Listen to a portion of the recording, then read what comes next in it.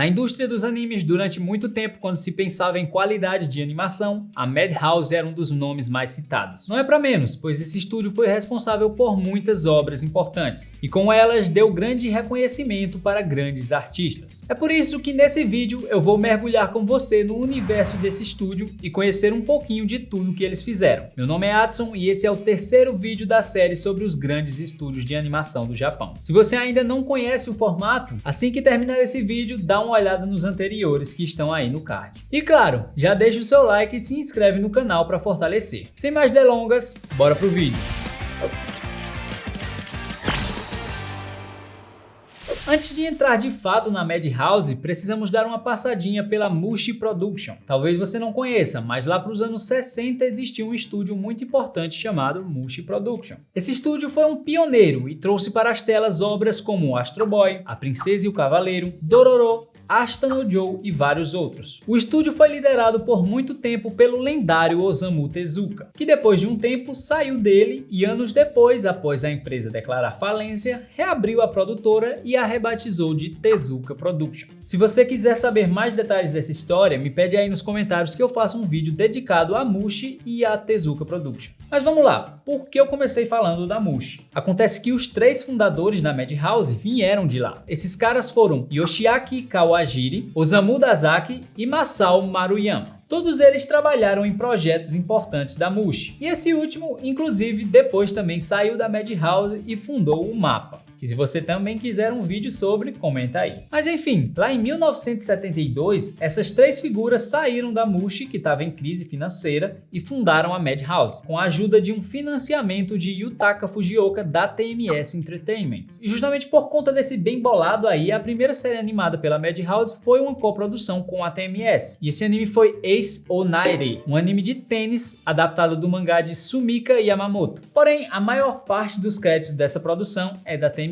Assim como outros como Ganba no Bouken. Mas foi apenas em 76 que eles produziram o primeiro anime totalmente da Madhouse. Esse anime era Manga Sekai Mukashi Banashi, ou no português, Super Aventuras. Esse anime era uma antologia que contava em seus episódios histórias clássicas como Pinóquio, Drácula, Os Miseráveis, Romeu e Julieta e vários outros. Esse começo da Madhouse foi muito marcado por essas coproduções. Afinal, nessa época eles não eram necessariamente um estúdio de animação, e sim uma produtora. Então ela meio que trabalhava terceirizada para outros estúdios na maior parte dos seus projetos. Então em um grande período ali entre os anos 70 e 80 e até 90, eles trabalharam bastante dessa forma. Por conta disso, acho que não vale tanto a pena a gente citar alguns projetos de TV que eles tiveram pouca participação, ou outros que foram deles, mas que não têm tanto destaque. Porém, outros títulos interessantes nos anos 80 vieram em um formato de filme, como por exemplo os filmes de Unico, adaptado do mangá de Osamu Tezuka, A Espada de Kamui, Gen Pés Descalços, Toki no Tabibito, Time Strangers, Neo Tokyo e vários outros. Já nos anos 90 tivemos ainda em filmes Um Vento Chamado Amnésia, um filme de Urusei Yatsura, Ninja Scroll, que vez ou outra a galera traz como exemplo de ótima animação dos anos 90, e outros projetos interessantes também.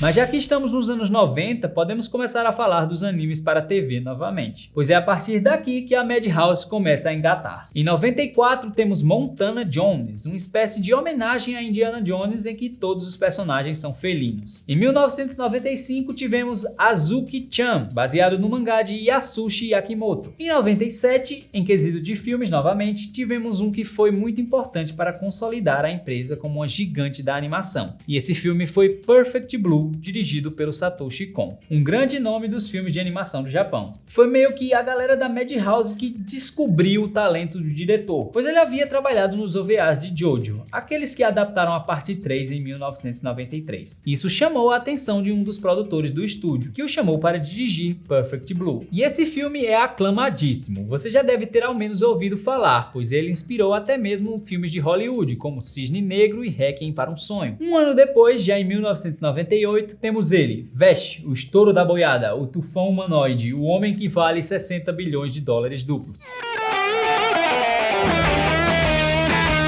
Sim, eu tô falando de Trigun. É curioso que eu revi Trigun recentemente e fiquei com a impressão de que a animação, por mais que tenha muitos traços e estilos característicos da década de 90, não me chamou tanta atenção assim, sabe? Eu fiquei pensando, nossa, mas é da Madhouse e tem essa animação tão básica? Mas fazendo a pesquisa para esse vídeo eu entendi que era uma época em que a empresa ainda não tinha toda essa banca que conquistou com os anos. Eles estavam consolidados, mas com projetos mais esporádicos. Os projetos de séries mais cultuadas deles começaram a vir a partir daqui. Mas enfim, esse anime é muito legal e passou aqui no Brasil pela Cartoon Network em 2006. E conta com uma dublagem icônica com o Alexandre Moreno dando voz ao protagonista. Olá, com licença. Obrigado por nada, gente. Mas ainda em 1998, a Madhouse lançava também nada menos que Sakura Card Captor.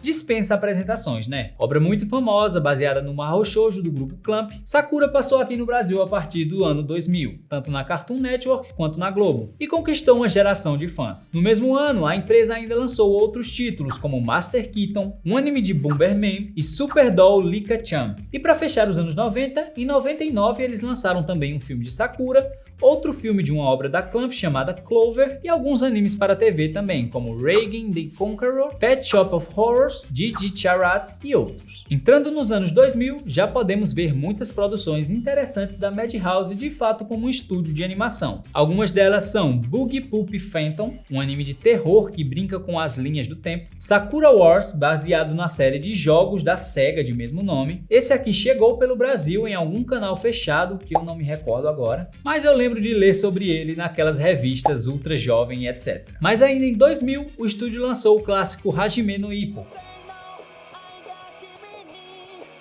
anime de boxe baseado no mangá de George Morikawa. E essa versão do anime foi lançada até 2002. No ano seguinte, em 2001, foi lançado o anime que virou uma febre de vender brinquedos no mundo todo. Eu tô falando de Beyblade. Vamos lá, tá no sangue, nossa gangue vai com tudo pra vencer, é Beyblade. Lá no Japão, a série se chama Bakuten Shoot Beyblade.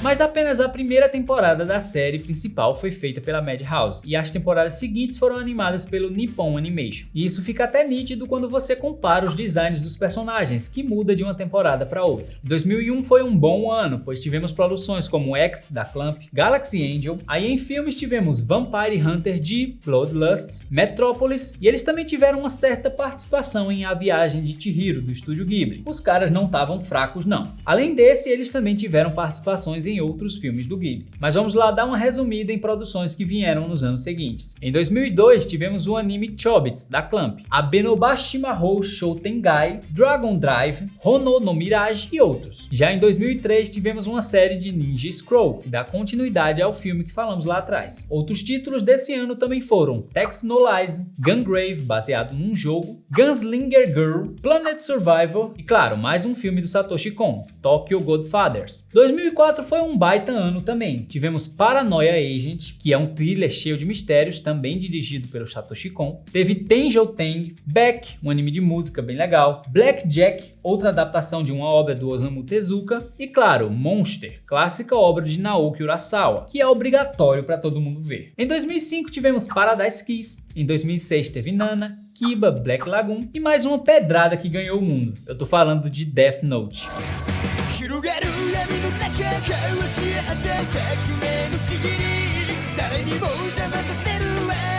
Esse eu não preciso te apresentar, né? 2007 a gente já começa com Claymore. Teve também um anime de Devil May Cry, sim, um jogo da Capcom, Shigurui, Kaji e mais outros. E no finalzinho dessa década o estúdio fez mais coisas ainda, como Kasher Sins de 2008, Chaos Head no mesmo ano, Hajime no Ippo New Challenges em 2009, Kobato, Aoi Bungaku e vários outros. A década de 2010 também começou muito bem, obrigado. Logo nesse ano já tivemos Rainbow, The Tatami Galaxy, High School of the Dead e também começaram a ser lançados aqueles animes da Marvel. Se você não sabia, nessa época a Marvel fez uma parceria com o estúdio Madhouse e lançou 4 animes de alguns de seus personagens, em que de alguma forma eles se relacionavam ao Japão. Eles foram Homem de Ferro, Wolverine, X-Men e Blade. Em 2011 o estúdio teve a missão de adaptar Hunter x Hunter, que já tinha um anime feito por outro estúdio nos anos 90, mas que por conta de todas as questões de hiatos recorrentes do mangá, não conseguiu seguir a história por muito tempo. Na versão da Madhouse, eles pegam do início novamente, resumem várias coisas que eram expandidas no anime antigo e conseguem adaptar o aclamado arco das formigas quimeras. Mas depois disso, o mangá continuou com seus lançamentos espaçados e o anime também teve que parar. Pelo menos eu considero que esse para no momento que até dá um certo fechamento ali. Por essa época, também tivemos alguns filmes de franquias que a empresa já trabalhou, como Hunter x Hunter e Trigun. Para citar outras coisas interessantes dessa década, temos Bitoon,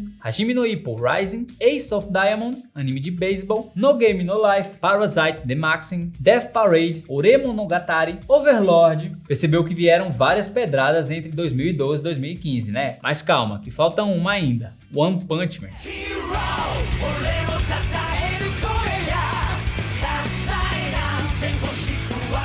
A sátira aos super-heróis, adaptadas do mangá de One, foi um sucesso instantâneo, e a sua animação de qualidade foi um fator para esse sucesso. Porém, é uma pena que o estúdio se limitou a fazer apenas a primeira temporada do anime. A segunda temporada, que estreou em 2019, ficou em cargo da JC Staff, que recebeu muitas críticas na época por não ter o mesmo padrão de qualidade da Madhouse, e a temporada acabou decepcionando muita gente. Dizem as más línguas da otakosfera que o estúdio não pegou a continuação para manter uma fama de má, pois muita gente acredita que eles não gostam de pegar segundas temporadas de animes para fazer. Bom, eu não sei, mas se você acompanhou essa treta na época, comenta aí qual foi a sua conclusão disso. Aproveita isso e deixa também o seu like aí se você ainda não deixou, combinado? Tenho certeza que se você assistiu até aqui, eu mereço o seu gostei. Mas voltando, em 2017 eles lançaram outra série em parceria com a Marvel, chamada Marvel Future Avengers. E essa é uma história meio maluca, de umas criancinhas que foram criadas pela Hydra para enfrentar os Vingadores, mas que acabaram se juntando a eles. Em 2018, a empresa animou o Card Captor Sakura Clear Card, a continuação da história clássica da Sakura. E nesse finalzinho dos anos 2010 também tivemos algumas outras, como Mr. Tonegawa, Boogie Pop and Others e No Guns Life. E não é porque a década de 2020 ainda tá no comecinho que significa que a Madhouse lançou pouca coisa, não. Em 2021 tivemos Sonny Boy, Tech Op, Bibliophile Princess, Minha História de Amor com Yamada-kun nível 999, The Gene of AI e outros. E claro, e o maior destaque recente que é Frieren e a Jornada para o Além.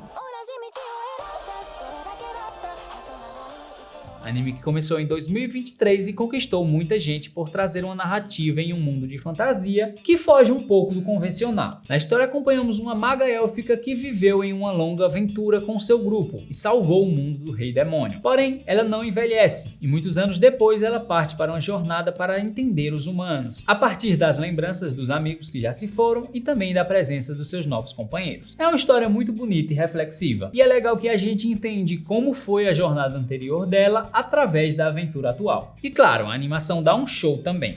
Bom, já deu pra ver através de todas essas obras o calibre do estúdio, né? Apesar de alguns altos e baixos devido a mudanças de diretoria, muita gente considera que o estúdio não está no seu auge como já esteve. Mas independente disso, ainda é uma empresa muito influente na indústria dos animes. E vocês lembram que lá no começo eu falei do Masao Maruyama, né? Que foi um dos fundadores da Madhouse e tal. Bom, eu já adiantei lá atrás que ele fundou o estúdio Mappa também. Mas não contente com isso, pouco tempo depois ele renunciou ao seu cargo na nova empresa e fundou outro estúdio. Esse no caso é o estúdio M2, que até agora não fez tanta coisa, mas já tem um grande destaque, que é Pluto. O cara também de vez em quando aparece para soltar algumas polêmicas. Em 2023, em uma entrevista, ele citou que em alguns anos talvez a China supere o Japão no quesito de animações, pois segundo ele, o Japão talvez esteja dando mais atenção para personagens fofinhos e alguns gêneros lucrativos e consolidados, e por conta disso a indústria não esteja promovendo promovendo uma próxima geração de talentos, sendo que a China está investindo duro em jovens animadores. E isso é uma discussão interessante, pois cada vez mais em produções japonesas também vemos animadores estrangeiros dando as caras. Mas bom, fica aí a reflexão para vocês pensarem. Por fim, esse foi o meu panorama geral sobre a Madhouse e alguns de seus envolvidos. Se você gostou, deixe seu like e compartilhe o vídeo com seus amigos que curtem esse tipo de conteúdo. Se tem alguma coisa a acrescentar sobre o assunto, fica à vontade para comentar. Ou até mesmo me conta aí quais animes da Madhouse mais te impactaram. Eu vou ficando por aqui e vejo você numa próxima. Tchau!